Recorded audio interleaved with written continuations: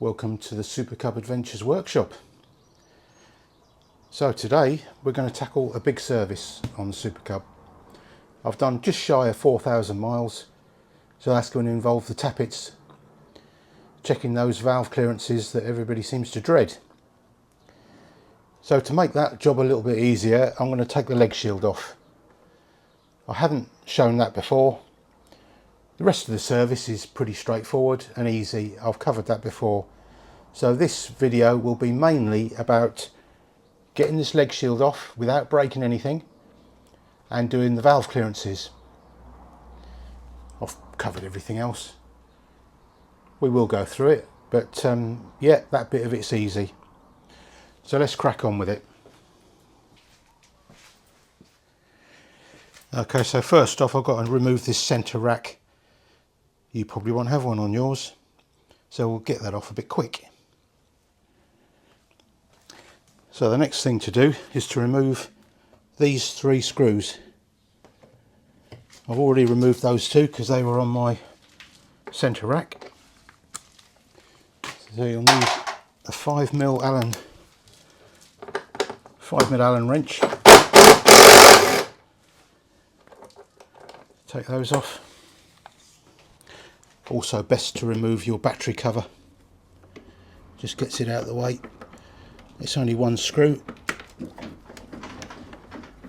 Just makes life a little bit easier. So you unscrew it, grab it at the top and just pull. You've got to be a bit brutal with that, just pull it. So this chrome garnish is the next thing to come off. If you look on the left hand side, you'll see a cutaway there. So up underneath there is a little JIS screw. So you want your JIS number 2 screwdriver. You can't really see it, it's really tucked away under there.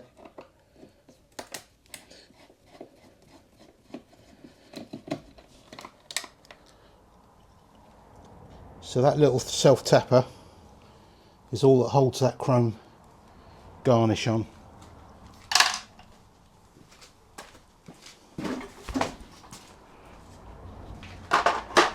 So again, you've got to be a bit brutal. Just pull it off. And there it is, off. See, it's held on with that push on clip. To put it back, it's literally just push it.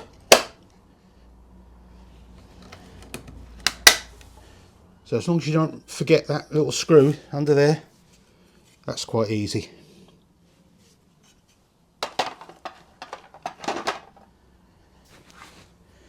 So under here you'll see another JIS screw. They're not Phillips, they're not posi drive, they're Japanese industry standard. So ideally you want the proper screwdriver. They just fit just right, you know.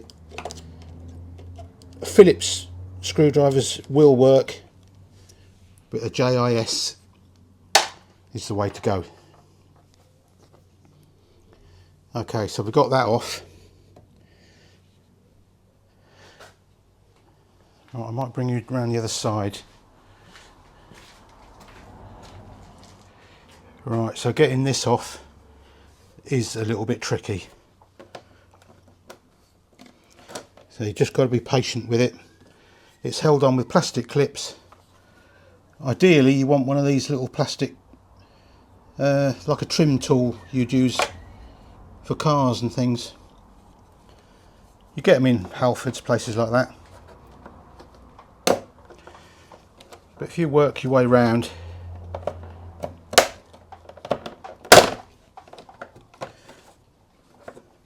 so I've got it loose this side. This is the difficult bit where the switch is. You don't want to break that, do you?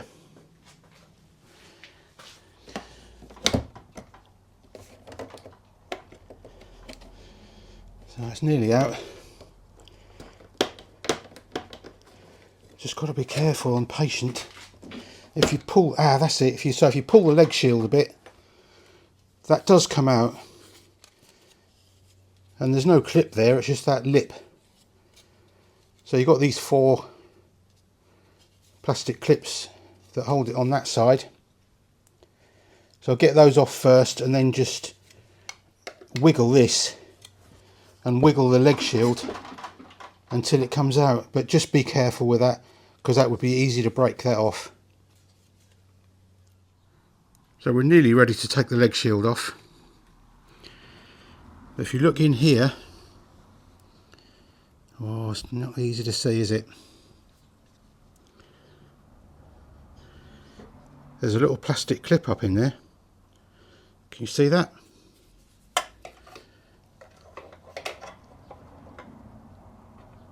That little clip there. It's got a centre in it that you push down. So you need to unclip that. And there's another one down there. I'll have to see if I can get a bit of picture of that.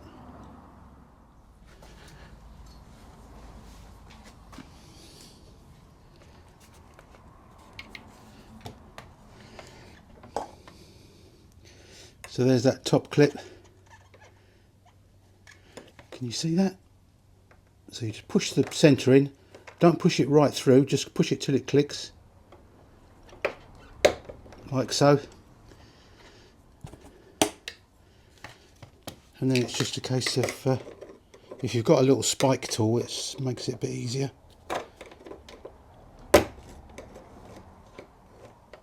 And then you can just ease it out. So these are the little clips you're dealing with.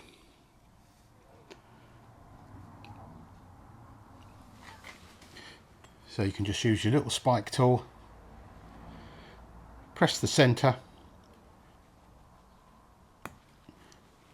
till it goes in just a bit like that. That releases it, so you can pull it out, so it all stays together. If you push it too hard, it will pop right out and come apart, and then you lose that middle bit, and that's the end of it. You have to go and buy another one. So to put it back, you have it in that position, push it in the fixing and click it home. They're quite simple when you know how to use them.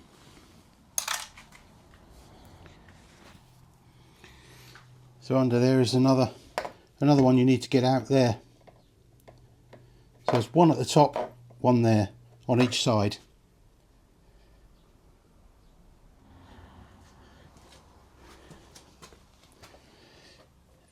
So that's all our fixings removed.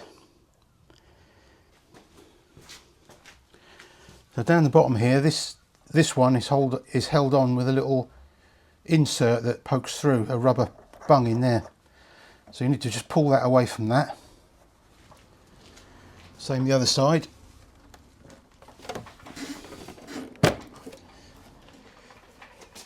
So you need to pull this body panel away.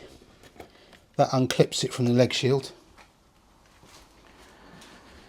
Just got to be patient with this and don't force anything. Pull your coloured panel away. And it's just a case of carefully easing this off. The ignition switch is in the way as well, so you have to bend the leg shield around the switch.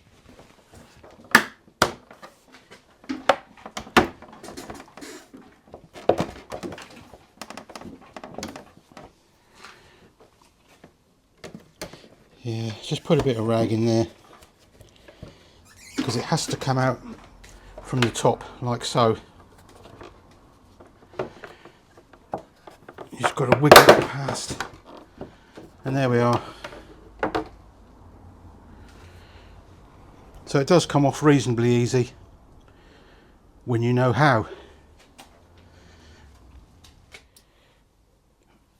So to make things easier to see, I'm going to remove the air box, and while we're doing that we'll have a look at the air filter. See how clean that is. So there's 4 screws holding the air cleaner cover on. It's a lot easier with the leg shield off doing this.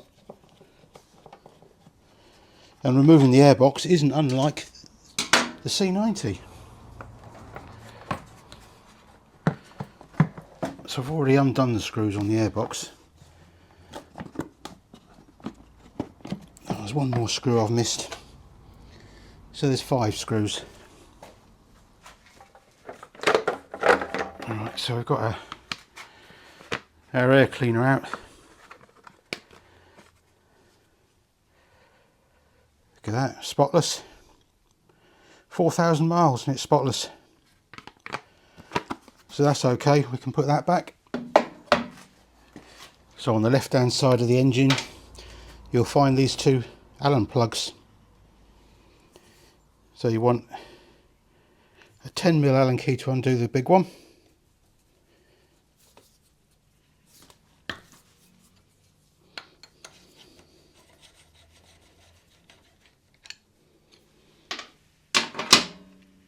And a 6mm Allen key to undo that top one. They're not tight and they don't need to be tight.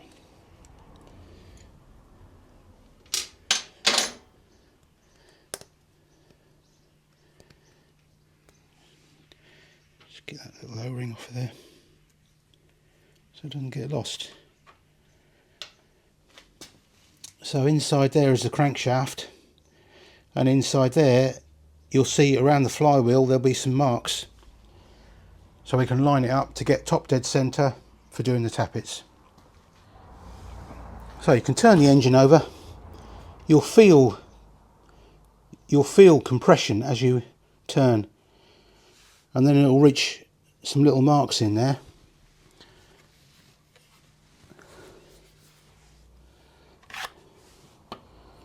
Which I can see.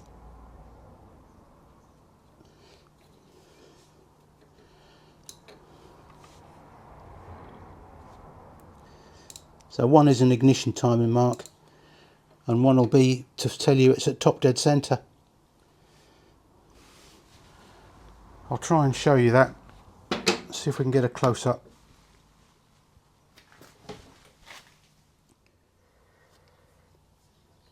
So I'm sure it's a bit shaky, but can you see those little marks in there?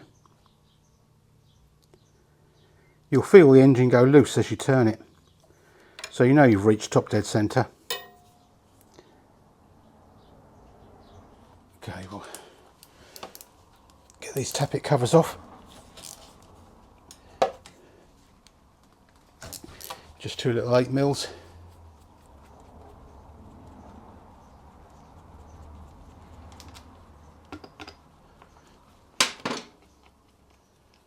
They're sealed with O-rings, so you haven't got to worry about buying new gaskets.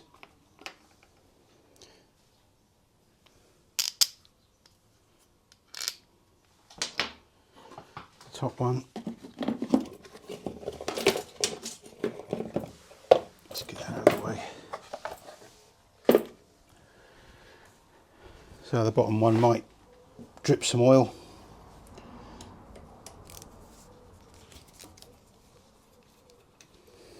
So I'm going to show you the clearances on the top one because that's easier, but the bottom one is exactly the same. So there's a little bit of oil in there.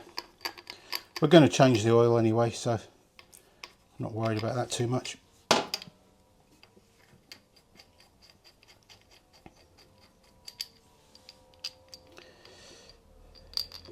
Right, so that's exposed our tappets.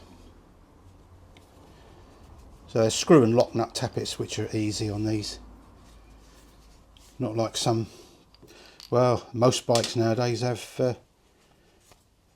shims. They don't have lock nuts and conventional tappets like these. They use shims, and you have to dismantle the camshaft and most of the head. So this is quite good, really. Quite doable by the average DIY mechanic. Okay, so we've got our engine set at top dead centre. We know it's at top dead centre on the compression stroke because there's a little bit of play in the tappets. I can feel it. if you grab the tappet you can feel it, and that is a good thing, to be able to feel a little bit of play, because these will tend to close up. You'd think they would wear and get bigger, the clearances, but they don't, especially the exhaust. That's the exhaust valve at the bottom, intake at the top. The exhaust valve will tend to close up, and you really don't want that. So it's quite important that you check your valve clearances.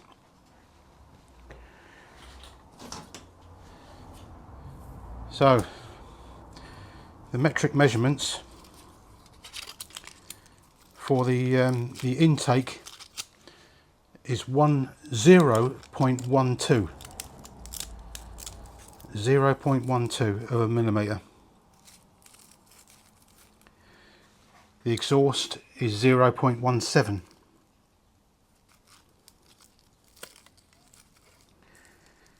So let's try and find, I haven't got a 0.12 or a 0.17, but I have got a 0.10, yeah, 0.10 for the intake. So we want that to be a little bit loose. So you get your feeler gauge between the top of the valve stem and the tappet. You'll see it there, it's quite easy, especially on the intake because you can see it. So that's a reasonably loose fit, and I can feel it, so I think that is okay. I'm not going to touch that one. It's within spec, despite me thrashing the bollocks off it. So the bottom one, 0.17. I haven't got a 0.17, but I'll check it with a 0.15. So we want that to be slightly loose as well.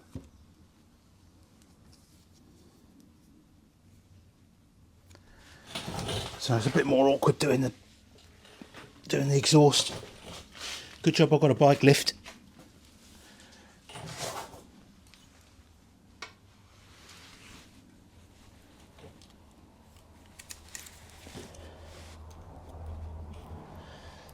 Yep, so that is a nice loose fit as well. So our tappets are within spec. So while we've got it all apart as well, I'm going to just pull the spark plug out and have a look at that.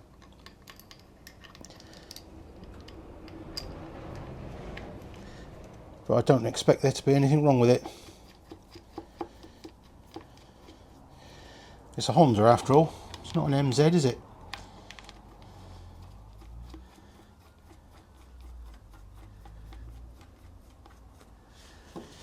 Yeah, it's a bit of a contrast to the MZ, eh? Everything's accurately made and a precision fit on this little Honda. It's a little jewel of an engine, unlike the crude MZ. But I do like the MZ.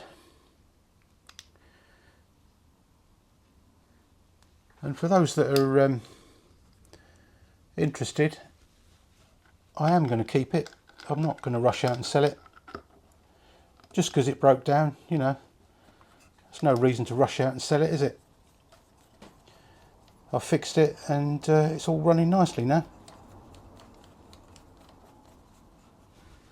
And I do like tinkering with it, so I'll keep it for now until it breaks down again.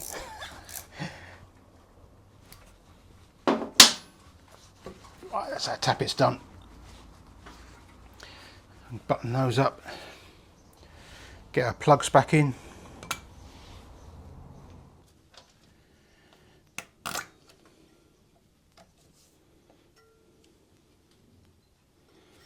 Dinky little spark plug, isn't it?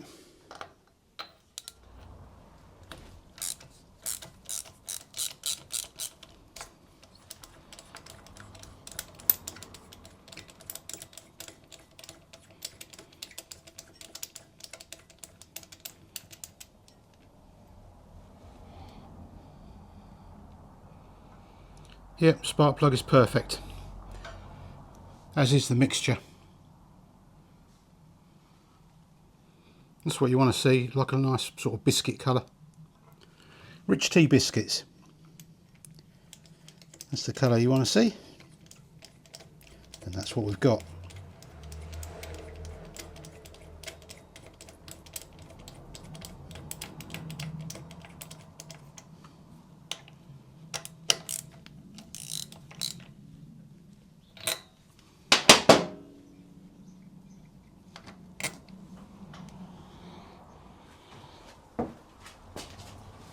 Right, we're going to drain the oil.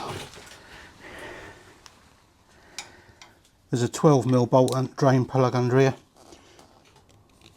It's the only bolt under the engine, so you can't get the wrong one, unlike the earlier model that's got a cam chain tensioner spring. These newer ones don't have it. So there's only one 12mm bolt, and that's the drain bolt.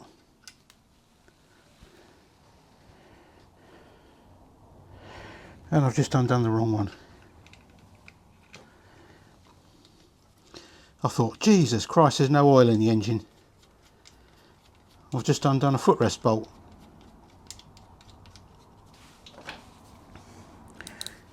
I'll edit that out. You won't see that.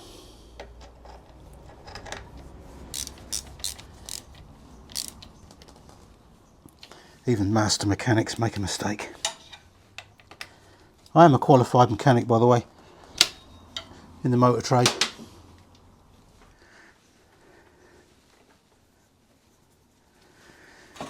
Right, I've got the right one this time.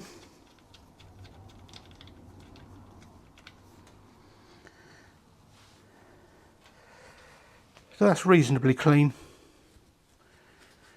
but I do change it every 1,000 miles because these little engines do go through it, especially with me riding it. If you just poodle around the lanes, you know, and you don't thrash it like I do, you could get away with changing it every couple of thousand. Honda's service interval is every 4,000, which I think is too much.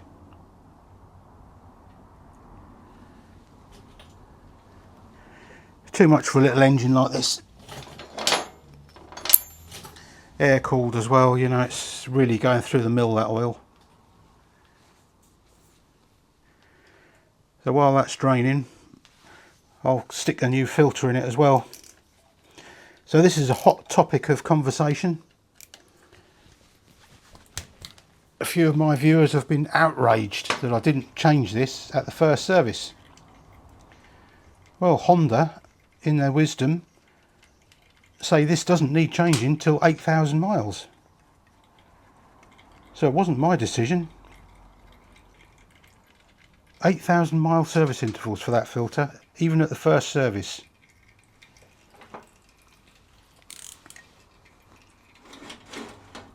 And I'm changing it at 4,000, so I don't really need to do it now.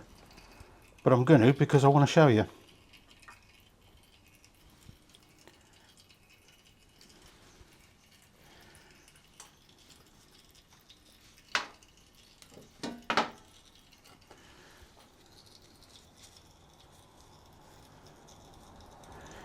Yeah, it's all lovely and clean in there.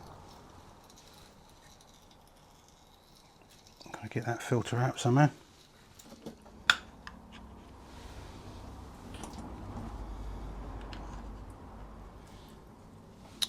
So there's the dinky little oil filter. And it all looks pretty damn clean to me. Yeah, it's all nice and clean in that filter housing. So I think Honda are right, really. This is just a secondary filter, because inside here you've still got the centrifugal filter and the little filter screen. This isn't the only filter. So like the old model, you still have to take this cover off and clean that strainer and the centrifugal filter. I think 16,000 miles they recommend doing that. So that's a job for another day. So there's the new filter. There's the part number if you want it. And interestingly, these are the same filter they use on the NC750 and NC700 and Transalp DCT gearboxes. So if you search for DCT gearbox, this is the same filter and it's cheaper. I found it cheaper, listed as a bloody DCT gearbox filter. It's exactly the same part number. So we'll stick that in there. Not forgetting our little spring. And we'll put the little cover back on. It's lovely and neat, that, isn't it? But on this engine, this filter is more of a sales tactic, I think, than a real benefit, because you still have to clean the bloody filter screen and the centrifugal filter, which is a pain in the neck job. I know, I've done it a couple of times.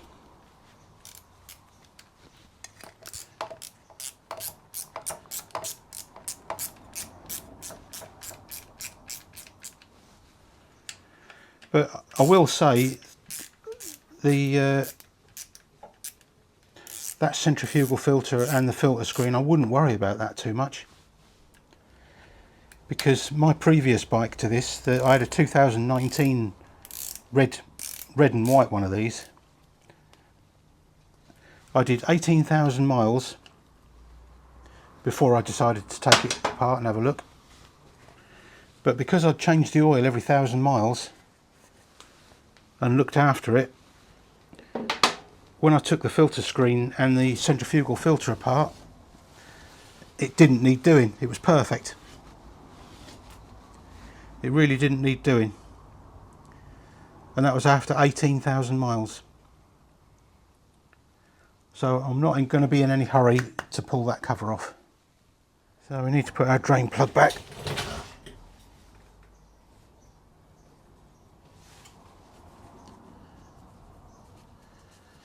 Inspect your washer. That is still perfect. Absolutely perfect. It's like brand new. So there's no point whatsoever in changing it. Why would you change it? You know, I've been roasted for that as well. Why didn't you change your crush filter? Your crush washer? Well, why? Why change it? It's perfect.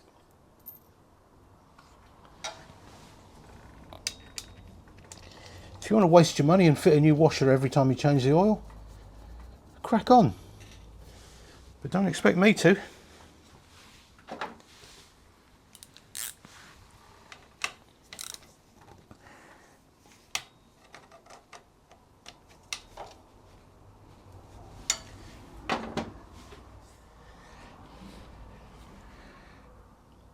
So I'm using this Smith & Allen oil, this 1030 semi-synthetic motorcycle oil to Honda spec, formulated and like brewed in the UK. Good stuff it is, and it's a good price as well. So it's 800ml. Not a lot of oil, is it really, for an engine?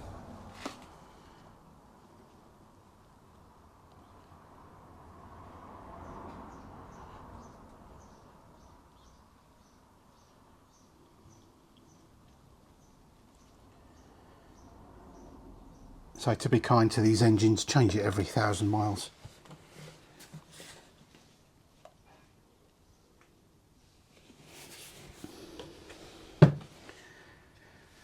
Alright, so that's 800ml.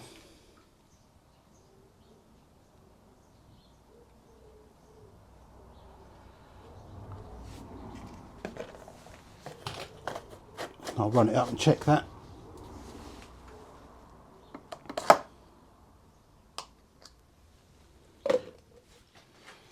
So that's all I really wanted to show you. Just the difficult bits of the service, of a big service. Getting the leg shield off without breaking it, which I didn't. And doing those valve clearances. They're the tricky bits, aren't they? Rest of it is just standard service items. Anyone can do that. So I hope you found that useful. And we'll catch you on the next one. Cheerio.